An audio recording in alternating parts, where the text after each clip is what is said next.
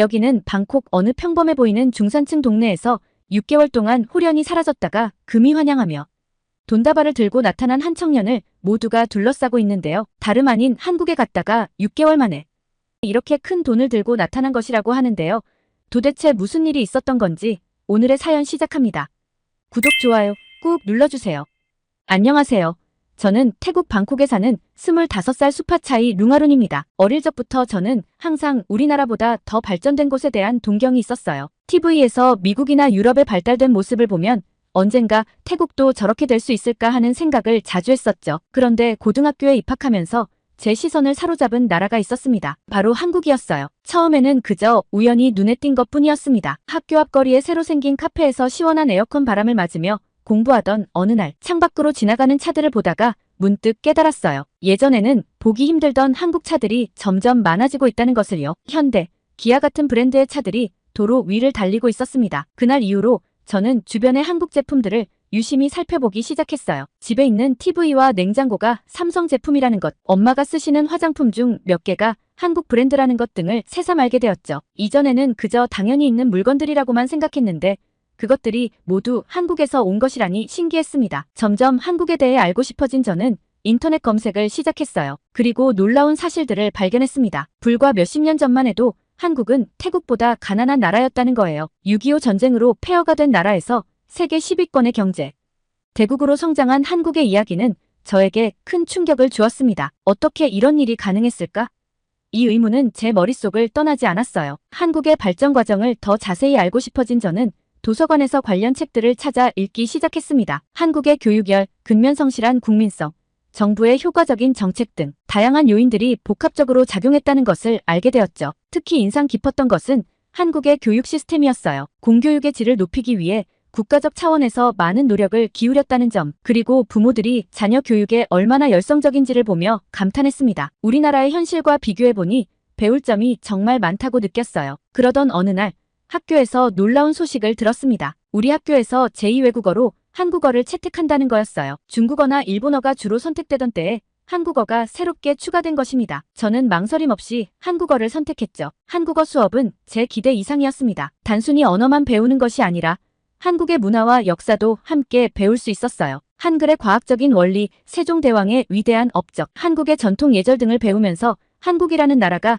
얼마나 대단한지 다시 한번 느낄 수 있었습니다. 수업 중에 한국의 도시 모습을 담은 영상을 본 적이 있어요. 서울의 깨끗한 거리, 효율적인 대중교통 시스템, 첨단 기술이 적용된 건물들. 그 모습을 보며 저는 감탄을 금치 못했습니다. 우와, 정말 미래의 도시 같아요.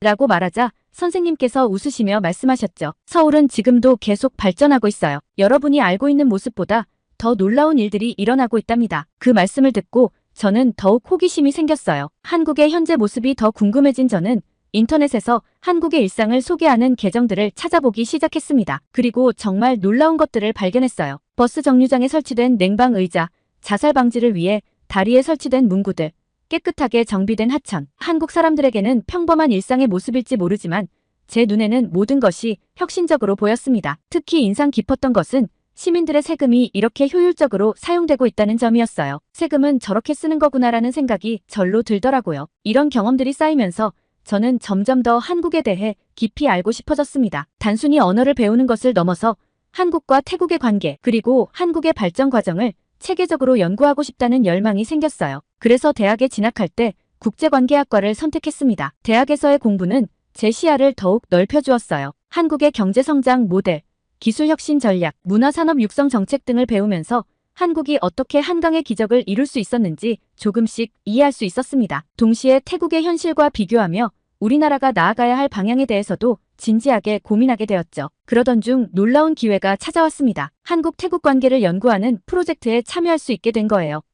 이 프로젝트의 일환으로 한국을 직접 방문할 수 있다는 소식을 들었을 때 저는 정말 믿기지 않았습니다. 제가 그토록 동경하던 나라를 직접 눈으로 볼 수 있다니. 한국 방문을 준비하면서 저는 설렘과 긴장이 교차했어요. 과연 내가 상상하던 그 한국을 만날 수 있을까? 책과 인터넷에서 보던 모습들이 실제로는 어떨까? 온갖 생각들이 머릿속을 스쳐 지나갔습니다. 그리고 마지막으로 제가 한국에 관심을 갖게 된 또 다른 이유를 말씀드리고 싶네요. 바로 K-팝의 영향이에요. 특히 블랙핑크의 리사가 태국 출신이라는 사실은 저희 또래들에게 정말 큰 자부심을 주었답니다. 세계적인 스타가 된 리사를 보며 우리도 노력하면 저렇게 될 수 있다는 희망을 갖게 되었어요. K-팝을 통해 한국어에 더 관심을 갖게 된 친구들도 많았고 한국 문화에 대해 더 알고 싶어하는 분위기가 형성되었죠. 저 역시 K-팝 덕분에 한국어 공부에 더 흥미를 느낄 수 있었답니다. 한국에 도착한 그 순간부터 모든 것이 신기했어요. 인천국제공항의 첨단 시설들, 공항에서 서울로 향하는 깨끗하고 빠른 전철, 그리고 활기 넘치는 서울의 거리들까지 모든 것이 제가 상상했던 것 이상이었습니다. 특히 인상 깊었던 것은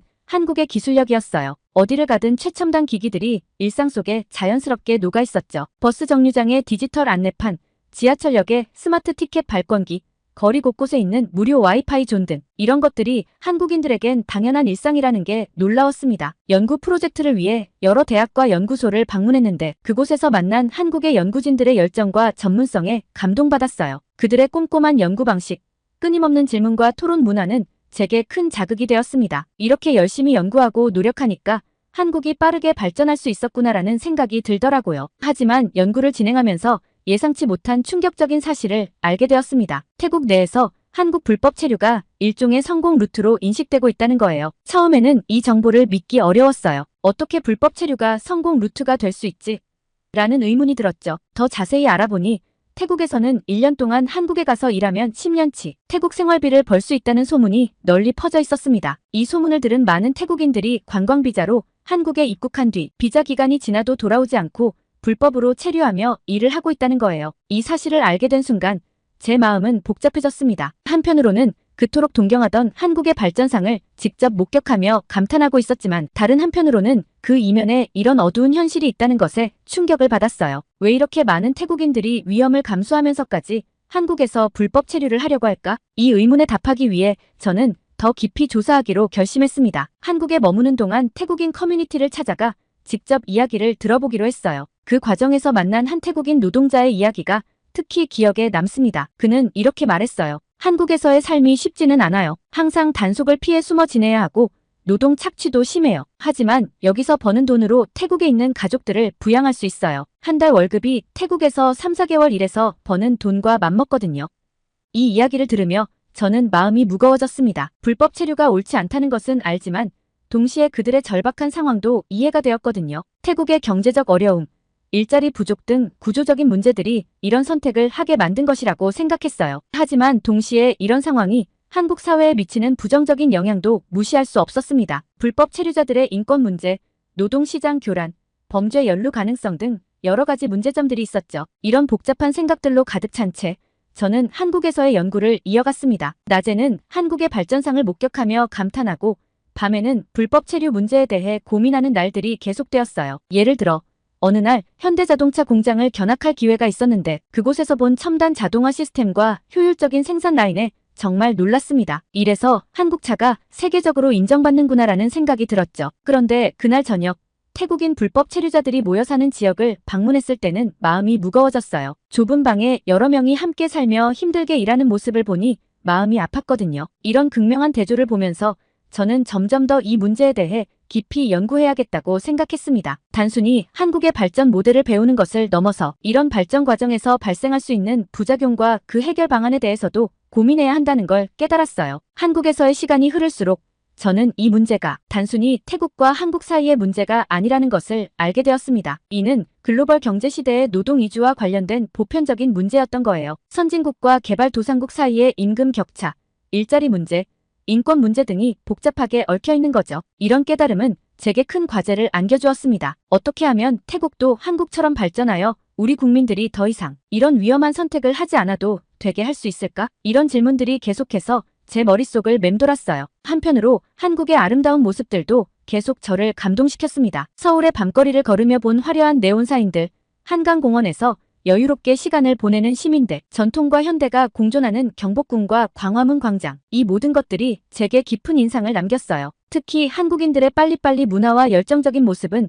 정말 인상적이었습니다. 어디를 가든 사람들이 바쁘게 움직이고 열심히 일하고 공부하는 모습을 볼 수 있었어요. 이런 국민성이 한국을 빠르게 발전시킨 원동력이구나라는 생각이 들었죠. 그리고 한국의 교육열도 직접 체험할 수 있었습니다. 한 고등학교를 방문했을 때 밤늦게까지 공부하는 학생들을 보고 놀랐어요. 선생님들의 열정적인 가르침, 학부모들의 적극적인 지원, 이 모든 것들이 한국 교육의 힘이라는 걸 느낄 수 있었습니다. 이렇게 한국의 긍정적인 면들을 보면서도 불법 체류 문제에 대한 고민은 계속되었습니다. 어느 날 저는 용기를 내어 한국인 교수님께 이 문제에 대해 물어보았어요. 교수님의 대답은 제게 새로운 시각을 제시해 주었습니다. 이 문제는 단순히 법적인 차원의 문제가 아닙니다. 이는 국제협력, 경제발전, 인권 등 다양한 측면에서 접근해야 할 복잡한 문제예요. 한국도 과거에 많은 사람들이 해외에 나가 일했던 시기가 있었어요. 그때의 경험을 바탕으로 지금은 이 문제를 해결하기 위해 노력하고 있죠. 이 말씀을 듣고 저는 큰 깨달음을 얻었습니다. 문제를 바라보는 시각을 넓혀야 한다는 것, 그리고 역사적 맥락에서 이 문제를 이해해야 한다는 것을 알게 되었어요. 한국에서의 시간이 흐를수록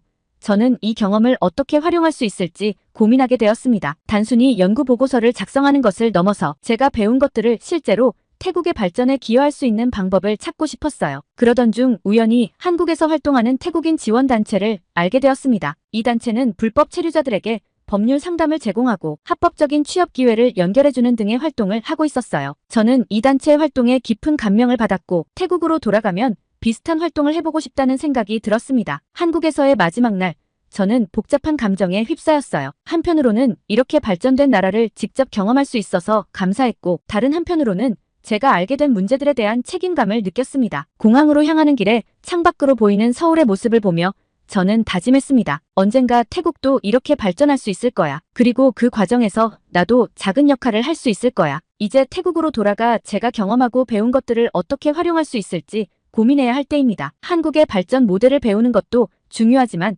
동시에 그 과정에서 발생할 수 있는 문제들을 어떻게 예방하고 해결할 수 있을지에 대해서도 깊이 생각해 봐야 할 것 같아요. 태국으로 돌아온 후 저는 한동안 적응하는데 어려움을 겪었어요. 한국에서 보고 느낀 것들이 너무나 크고 깊었기 때문이죠. 방콕의 거리를 걸으며 한국의 발전된 모습과 비교하게 되는 제 모습을 발견했습니다. 우리도 할 수 있을까?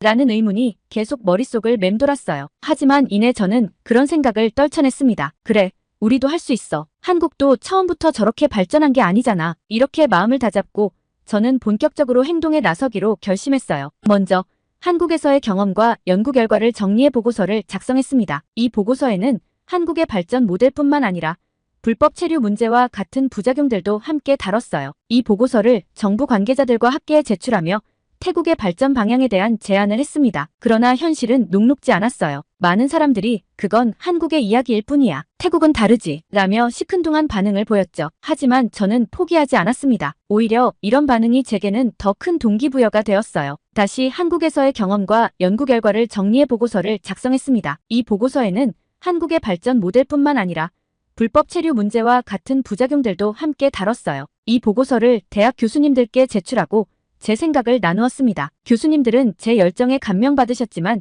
동시에 현실적인 조언도 해주셨어요. 수파 차이. 내 아이디어는 훌륭해. 하지만 이런 큰 변화는 하루아침에 이루어지지 않아. 내가 할 수 있는 작은 일부터 시작해보는 게 어떻겠니? 그 조언을 듣고 저는 제가 할 수 있는 일부터 시작하기로 했습니다. 대학 내 한국어 동아리를 만들어 한국어를 가르치기 시작했어요. 동아리 활동을 통해 한국 문화와 발전 경험을 공유하면서 많은 친구들이 한국에 관심을 갖게 되었죠. 또한 한국에서 만난 인연들을 활용해 소규모 온라인 멘토링 프로그램을 시작했어요. 한국의 대학생들과 태국 학생들을 연결해 서로의 문화를 교류하고 진로에 대해 이야기를 나누는 프로그램이었죠. 처음에는 10명 정도의 작은 규모였지만 점차 참여자가 늘어나기 시작했습니다. 이런 활동들을 하면서 저는 불법 체류 문제에 대해서도 계속 고민했어요. 직접적인 해결책을 제시하기는 어려웠지만 최소한 이 문제에 대한 인식을 높이는 것부터 시작하고 싶었습니다. 그래서 대학신문에 한국 불법 체류의 실태와 그 원인이라는 제목의 기사를 기고했어요. 이 기사에서 저는 불법 체류의 위험성과 함께 이 문제의 근본 원인인 태국의 경제적 어려움에 대해서도 다뤘습니다. 이 기사가 예상 외로 큰 반향을 일으켰어요. 많은 학생들이 이 문제에 관심을 갖기 시작했고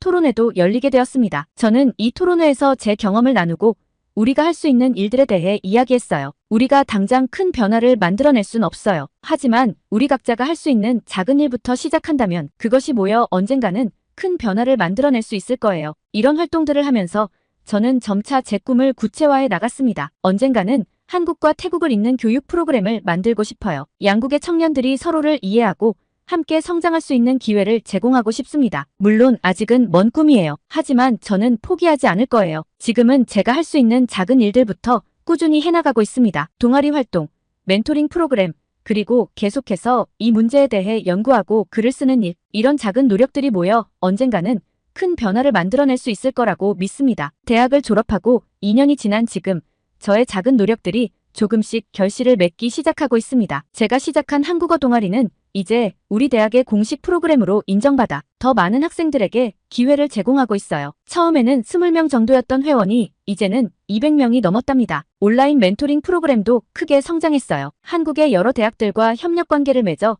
이제는 매년 100상 이상의 한국 태국 학생들이 교류하고 있습니다. 이 프로그램을 통해 많은 태국 학생들이 한국 유학의 기회를 얻기도 했고 한국 기업에 취업하는 경우도 있었어요. 특히 기억에 남는 건 이 프로그램을 통해 한국 IT 기업에 취업한 친구의 이야기예요. 그 친구는 이렇게 말했죠. 멘토링을 통해 한국의 IT 산업에 대해 알게 되었고 그것이 제 진로 결정에 큰 영향을 미쳤어요. 이제 저는 합법적으로 그리고 자부심을 가지고 한국에서 일하고 있습니다. 이런 성공 사례들이 알려지면서 불법 체류에 대한 인식도 조금씩 변하기 시작했어요. 많은 젊은이들이 굳이 위험을 감수하며 불법으로 갈 필요가 없구나라고 생각하게 된 거죠. 물론 아직도 갈 길이 멀지만 작은 변화의 조짐이 보이고 있다는 점에서 희망을 느낍니다. 대학신문에 기고했던 제 글은 이제 전국 규모의 신문에 연재되고 있어요. 한국, 태국 함께 성장하는 길이라는 제목으로 매달 한 번씩 글을 쓰고 있답니다. 이 글을 통해 한국의 발전 경험과 함께 불법 체류의 위험성에 대해서도 계속해서 알리고 있어요. 최근에는 태국 정부의 한 부처에서 자문을 요청해 왔어요. 한국과의 청년 교류 프로그램을 기획 중인데 제 경험과 의견을 듣고 싶다고 하더라고요. 비록 아직 작은 역할이지만 이렇게 조금씩 변화에 기여할 수 있다는 사실에 큰 보람을 느낍니다. 하지만 현실은 여전히 녹록지 않아요. 경제적 어려움 때문에 여전히 많은 태국인들이 불법 체류를 선택하고 있습니다. 얼마 전에는 한국에서 불법 체류 중 단속에 걸려 강제 출국당한 친구를 만났어요. 그 친구의 이야기를 들으며 마음이 무거워졌습니다. 난 선택의 여지가 없었어. 가족들을 부양해야 했거든. 한국에서 벌었던 돈으로 동생 학비도 되고 부모님 병원비도 냈어. 후회는 없지만 지금은 어떻게 살아야 할지 막막해. 이런 현실을 마주할 때마다 할 일이 아직 많이 남았다는 걸 실감합니다. 단순히 불법 체류는 나쁘다라고 말하는 것만으로는 부족해요. 그들이 그런 선택을 할 수밖에 없었던 근본적인 원인을 해결해야 합니다. 그래서 저는 이제 새로운 도전을 준비하고 있어요. 태국 내에서 좋은 일자리를 만들어내는 것. 그것이 제 다음 목표입니다. 한국 기업들과 협력하여 태국에 투자를 유치하고 그를 통해 양질의 일자리를 창출하는 거죠. 물론 쉽지 않은 도전이에요. 하지만 포기하지 않을 겁니다. 이 모든 과정에서 제가 한국에서 배운 열정과 끈기가 큰 힘이 되고 있어요. 어려움이 있을 때마다 한국의 발전 과정을 떠올리며 힘을 내곤 합니다. 한국도 이렇게 어려운 과정을 거쳐 지금의 모습이 되었구나. 우리도 할 수 있어. 앞으로도 많은 어려움이 있겠지만 저는 희망을 잃지 않을 거예요. 한 걸음 한 걸음 나아가다 보면 언젠가는 태국도 한국처럼 발전할 수 있을 거라고 믿습니다. 그리고 그 과정에 제가 작은 역할이라도 할 수 있다면 그것이야말로 제 인생의 가장 큰 보람이 될 것 같아요. 우리 모두의 작은 노력들이 모여 큰 변화를 만들어낼 수 있을 거라고 믿습니다. 감사합니다. 오늘의 사연은 여기까지인데요. 태국 방콕대학교 출신 수피차이 씨가 한국을 동경했던 마음을 가지고 한국의 많은 것들을 배워와 태국에 적용시킨 점이 정말 대단한데요. 앞으로 어떤 활동들을 더하면 좋을지 많은 댓글 남겨주세요. 구독과 좋아요 감사드리며 다음 영상으로 찾아뵙겠습니다.